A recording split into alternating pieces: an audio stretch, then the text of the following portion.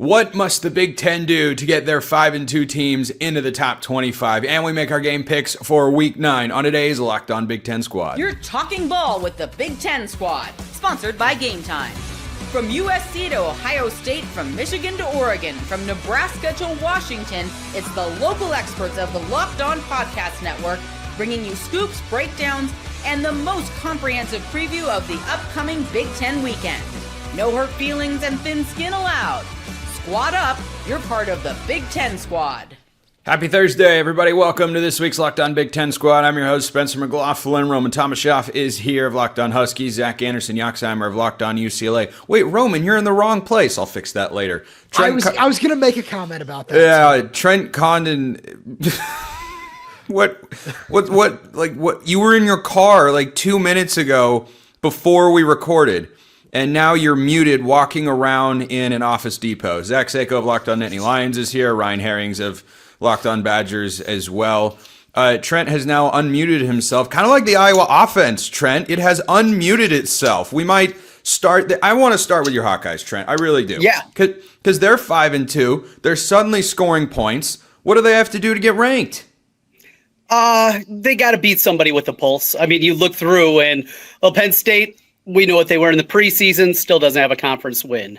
You look at the victories that they've had, you got to beat somebody with the pulse. And I don't know if that'll come this week against Minnesota. But then after that, there's somebody with a pulse, something that I've been telling our arbitrator over there since the summertime. Look out for Kinnick Stadium, and that'll be their opponent after the Gophers. So get through this one, get to 6-2, and if they can get a win against the Ducks, then we'll be having a different conversation. Yeah, good luck with that. Roman, last week Washington was Play better against the Hoosiers than you did. Yeah, I don't have a comeback to that. That's just objectively true. Roman, Washington last week was 5-1. There were a bunch of calls for them to be ranked. They lose to Michigan 24-7. Now they're 5-2. But again, they're one of several. We've got Iowa at 5-2, Minnesota at 5-2, unranked. Michigan is in there at 25, so at least there's that. Illinois is in there at least. But Nebraska and Northwestern and Washington and Minnesota and Iowa are all 5-2, and none of them are ranked. Do you think that is wrong, given the number of SEC teams that are in that same position, but in the top 25, like LSU? Absolutely. It's exhausting. Where, I mean, on the Washington side of things, yeah, you did not look good at all in that loss at Michigan. You looked lifeless, and now, you have an opportunity to bounce back against a ranked team. And by the way, and this is where I want to go with this from the Washington side of things. I can't wait for, let's say Washington does win this game against number 23 Illinois. I don't think anything is going to change because we've seen all these SEC teams, ranked teams play ranked teams, and it just not affect anything at all. And on the Big Ten side of things, not even just Washington, Spencer, you just named all these other teams. What do they have to do? I think Trent brings up a good point of beating teams with a pulse, but how is that going to happen? And how, the SEC is getting all this credit for doing whatever it is that they do. And on the Big Ten side of things, there's it just doesn't seem to be the same thing. No, I agree, and I think that if you look at a schedule like LSU, what's LSU's best win? Anybody know? Off the top of your head? The answer is showing up. Yeah, showing up is good. LSU's best win is Clemson. Great win at the time. Clemson's been playing a little bit better, but that's their best win right now. But Zach, I understand Yoxheimer. I mean, we'll get Sego. I want to go to the Bruins here because should we just view the Bruins team? My dad actually called me the other day. I'm not kidding. He asked me, what would UCLA have to do to get into the college football playoff? Because just win every game. Can you just ignore the 0-4 start and look at this team in a vacuum for what they've done since Tim Skipper got there? And I said, well, no, you can't. And then I thought, but maybe we should, just for Zach. I mean, we could, but UCLA also controls their path, I've seen, to the Big Ten championship game, so they can still play their way in anyways. And if they do that, that would include a win at Indiana and at Ohio State and at USC. So those would all be very strong road wins. At the time, Penn State very much had a pulse. Maryland somewhat scrappy and, going to Michigan State and dominating them. They look like a completely different team. I don't know if you can ignore the first 4 games because UNLV's not that good. New Mexico's only all right. Utah's pretty solid, but then Northwestern, we talk about wagons, man, Northwestern's pretty good now. I thought that was the pillow fight of the century if it came to UCLA Northwestern. That might be the game that defines the Big Ten championship race. Seiko, you want to weigh in? It's hard to ignore the SEC bias, but I do see it to an extent. I'm actually gonna just kind of stay a little neutral here. That the SEC, right? When you look at those 5-2 teams losing to a Georgia or something like that, we're losing to Ole Miss. It is a lot different than Nebraska losing to Minnesota, for example. Okay, so Michigan's in there, Illinois is in there. Would any of us rank a 5-2 Northwestern team? Would we? Okay. I would depend on the schedule, but no, not at the moment. Exactly. Yeah. Anderson Yoxheimer's like, yeah, I'd rank them top 10 team in college football, man. Look out. Quality loss for the Bruins. So is there SEC bias in the AP rankings because there are a lot of SEC writers that cast these votes? Yes, this is true. But still at the same time, I'm going to be a little more lenient for a team like Ole Miss who loses to Georgia in a shootout versus Nebraska who loses decisively 24-6 to Minnesota, who, again, Ole Miss was considered a playoff contender. Georgia, a lot of those SEC teams, nobody was saying, watch out for Minnesota here. And then you get bullied by them if you're Nebraska. So that's why we are where we are. The Big Ten, it's very top heavy. It's still Ohio State. It's still Oregon. Of course, no Penn State, but it's Indiana. Now Indiana takes the place of what Penn State was supposed to be. So the Big Ten is still top heavy compared to the SEC, but the SEC is the deeper conference. Yeah, I think on the Minnesota point, like the Golden Gophers probably have the strongest case of any of those teams to be ranked at the moment. They just beat Nebraska handily, who was in the top 25. Why don't they get that swap? Texas got to go in the top 25 when they beat Oklahoma, even though they have a loss to Florida that we're all just supposed to forget about. Ryan, I won't make you talk about Minnesota because you're going through enough suffering over there, but I'm sure you have thoughts on the conversation. Yeah, I'm just here. Like, I don't know. I'm just here. Like, I feel like everyone else, maybe except for Zach Seiko, is like this, you're here for a reason. You're here to talk football. I feel like I snuck into the party. Like this is some luxury retreat, and I really shouldn't be here. I'm going to get kicked out in any second. I think Zach has a good point. The SEC is probably a little deeper, but let's also not ignore the fact that if the SEC had multiple 5-2 teams, those teams are going to be ranked. There's institutionalized SEC bias built into all of this. There just is. And I think for years, the SEC has been top heavy as well. I think the middle of the SEC gets a little overrated because they beat up on each other and then people just assume those are always good wins. They're not always good wins. So the Big Ten does get a little shafted in the middle. That's been true for a long time. It's tough to go to Kinnick and win. It used to be kind of hard to go to Madison and win. But like the Big Ten is tougher. It is undervalued. And the SEC does get biased. It's okay to acknowledge that. But I think Zach has a point too. Team by team, you can certainly make cases that certain SEC teams deserve the benefit of the doubt over certain middle-tier Big Ten teams. But overall, the Big Ten does get shafted in this. It's been like that for a long time. Geez, Ryan, are we going to keep this G-rated over here? Goodness gracious, man. Going through things. We know. We're here for you. We're here for you, man. He's in a pickle, man. Yeah. Nice. I support, round of applause. Zach Anderson, Yoxheimer. Everybody, resident pun master here on the Locked On Big Ten squad. We're going to get to our Week 9 picks, and we're not going to rush through them. We're going to flush them all out. A lot to get to. Stick around. First, this episode brought to you by Quo. One of the tools that helps make a huge difference for business owners is Quo, formerly Open Phone. It's the same great business phone that you've heard me talk about before, just with a new name. And here's why it matters. Every missed call is money left on the table. When every customer conversation counts, you need a phone system that keeps you connected 24/7. Quo is the #1 business phone system that streamlines customer communications. It works right through an app on your phone or computer, so no more carrying 2 phones or relying on a landline. And you'll love how Quo, formerly Open Phone, lets your team share one number and collaborate on calls and texts like a shared inbox, so no customer gets left hanging.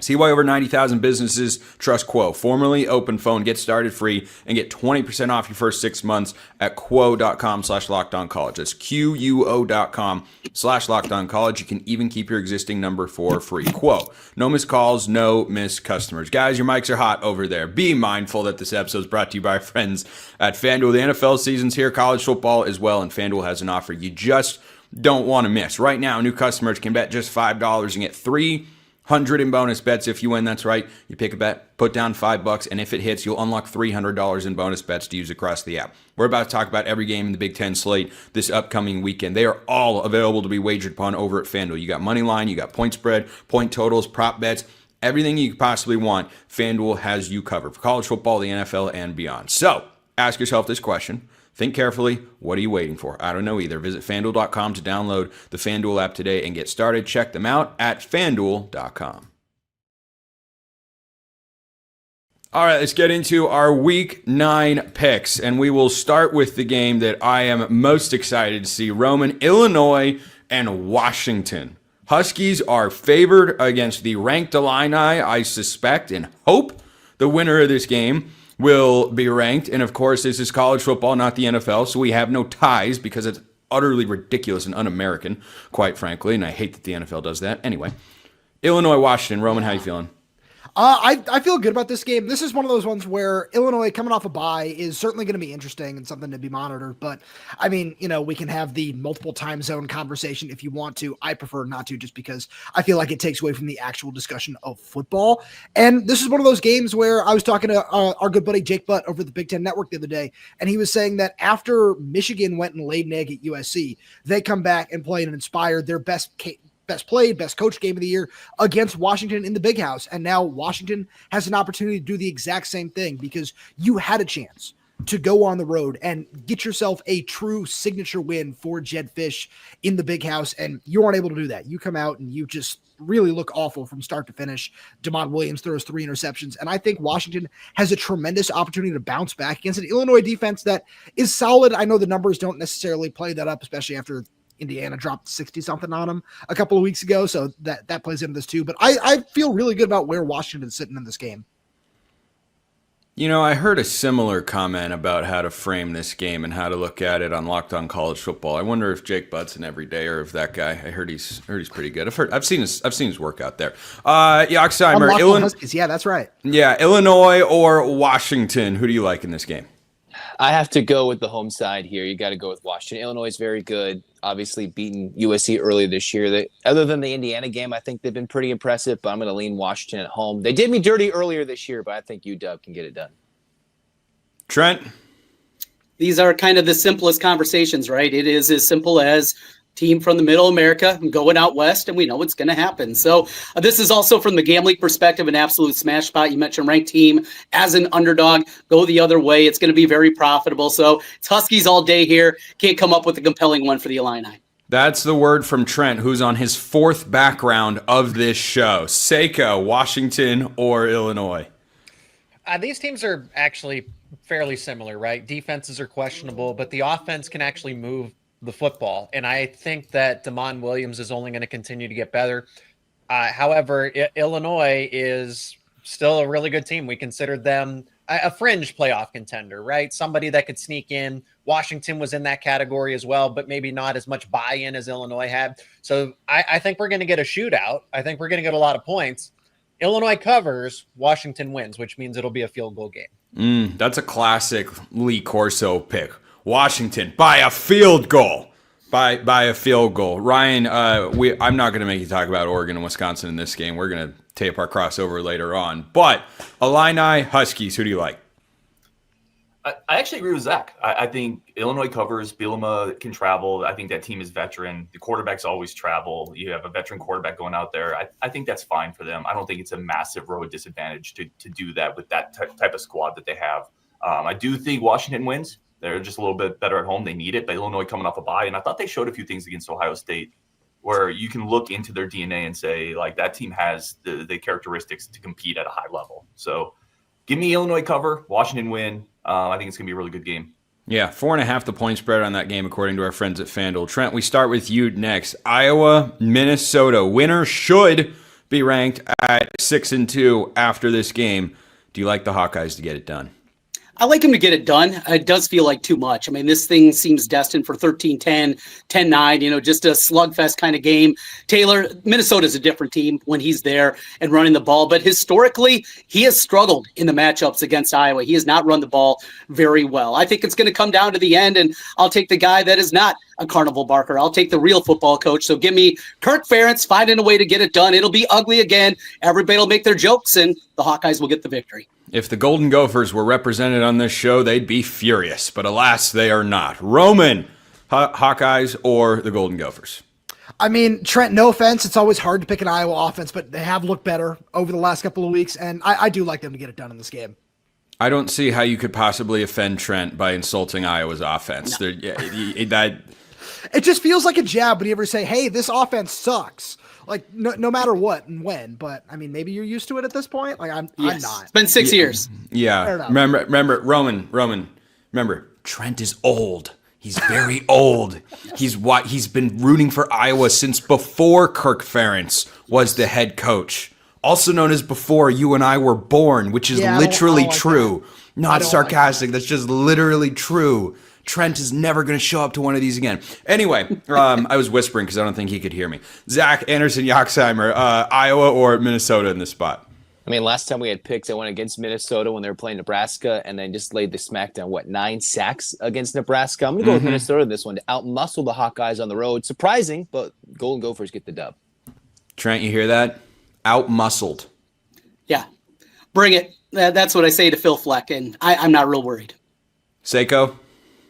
I mean, I watched this Hawkeyes team, right? I saw them struggle against a Penn State team that doesn't have a head coach, that doesn't have any, they're demoralized, doesn't have a starting quarterback, and it went down to the wire. It was 25-24. That was a game that Iowa should have been leading by 11, should have been leading by double digits, and it took a comeback. So I like Minnesota to definitely cover. I'm kind of on the same page as my counterpart, Zach, that there's a very good possibility of an upset chance. I mean, you make a statement against Nebraska.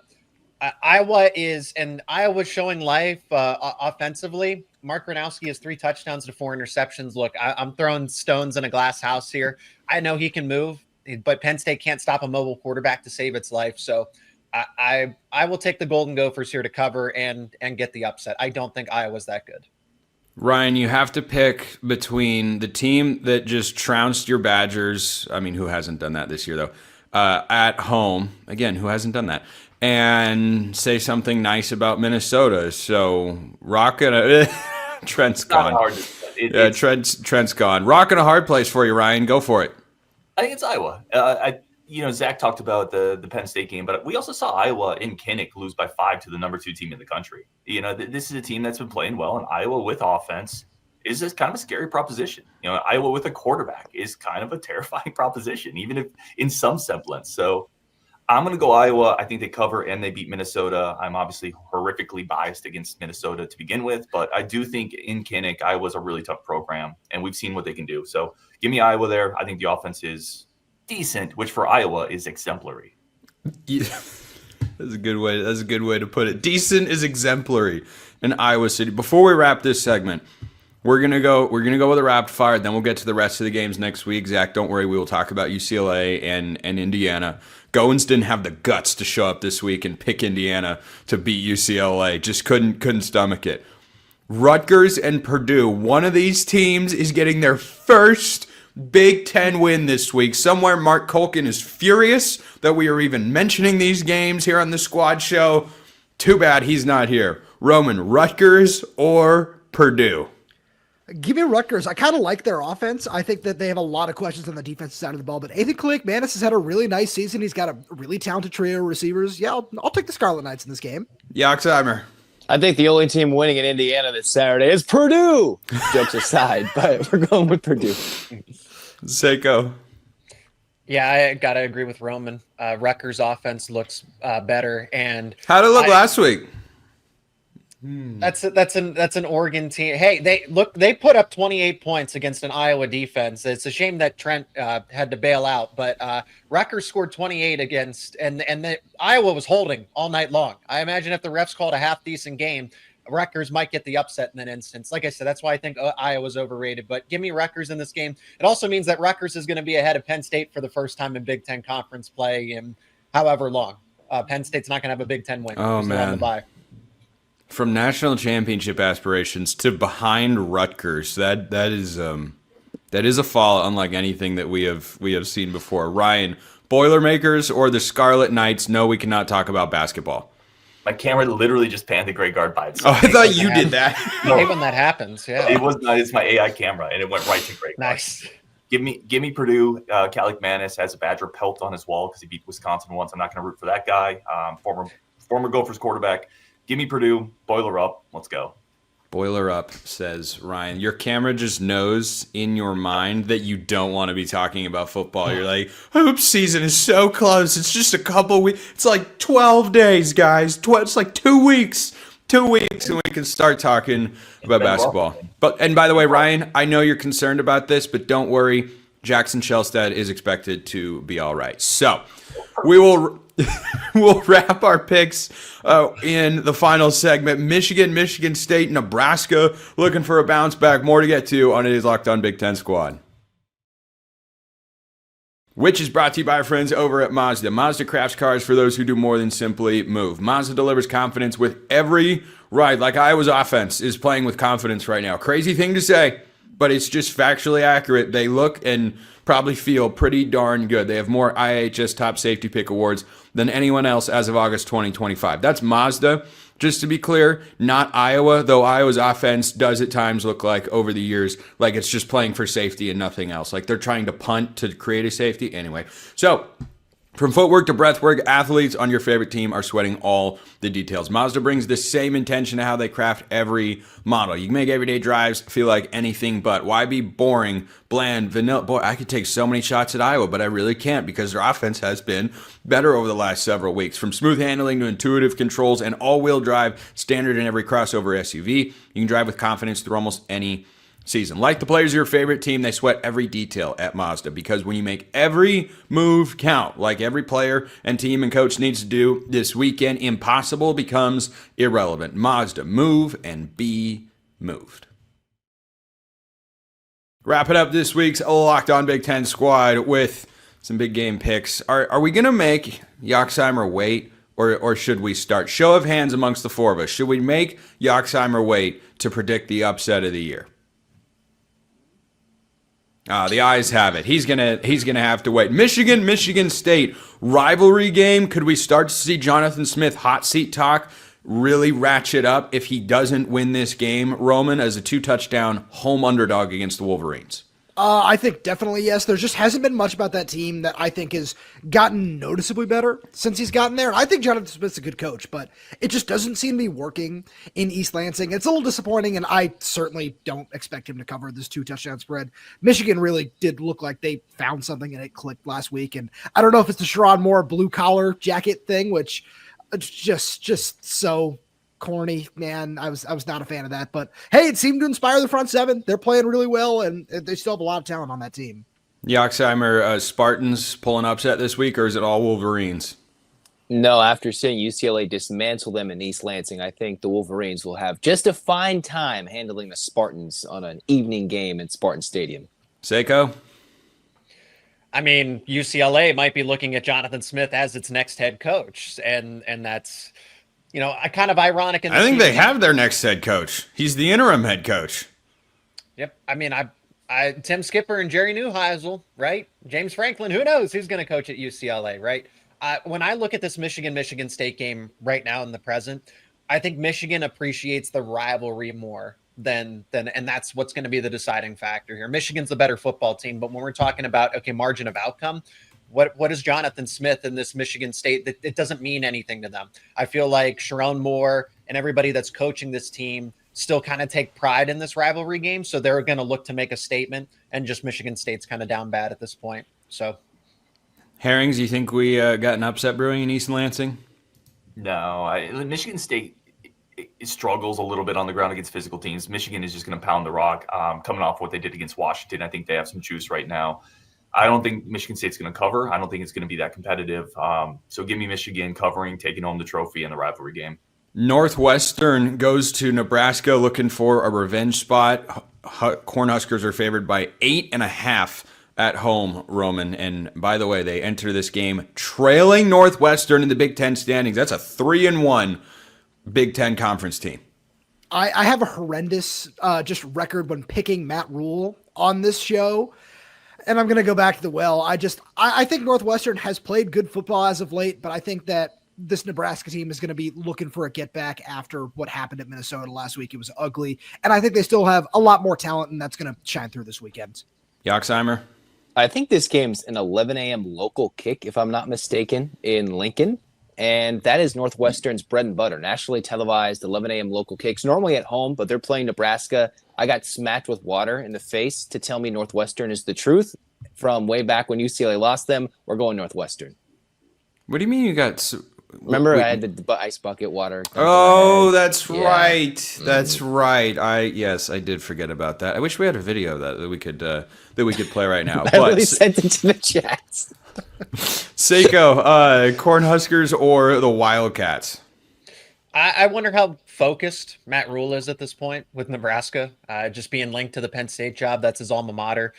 Clearly, it was an issue against Minnesota. Like, it's not like that one went down to the wire. They were done. They were out of it for earlier in the game. You could see a similar setup where Northwestern's definitely covering. I think that 8.5 point spread is a lot, which could turn into an upset.